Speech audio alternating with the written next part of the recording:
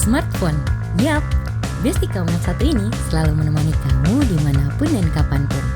Apapun yang kamu mau, dia paling mengerti dan berupaya segera mengabulkanmu. Tapi, tahukah kamu, dia juga besti yang berbahaya bagimu?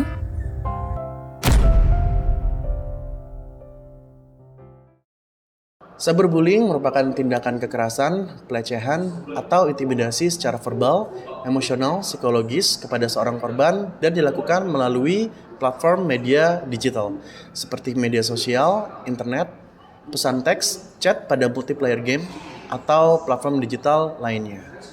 Salah satu case cyberbullying awal dan populer terjadi di Amerika Serikat tahun 2006 pada seorang remaja putri bernama Megan Mayer.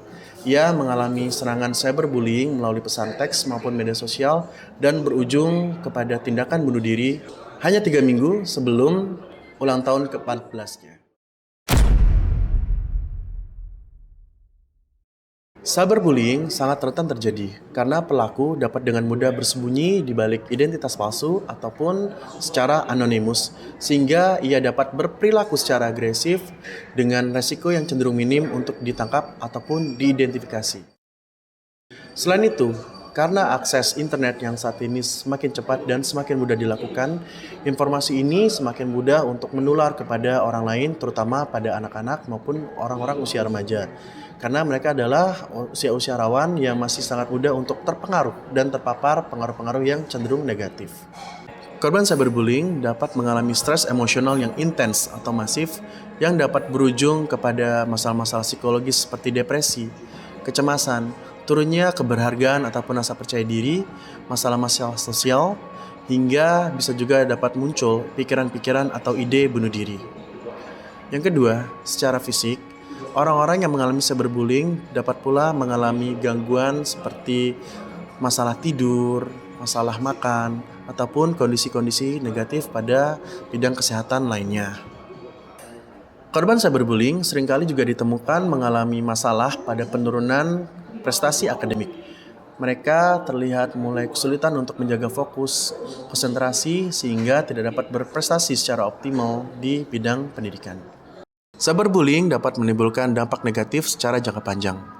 Bagi korban, cyberbullying yang dialaminya berpotensi membuat ia mengalami trauma serta membuat ia rentan untuk mengalami masalah-masalah psikologis lainnya seperti kecemasan contohnya. Sedangkan pada si pelaku, konsekuensi dari perilaku-perilaku cyberbullying yang pernah dilakukannya di masa lalu membuat ia tumbuh menjadi pribadi yang kurang sehat secara psikologis dan berpotensi membuat ia mengalami masalah-masalah secara interpersonal, masalah dengan hukum, ataupun masalah-masalah negatif lainnya.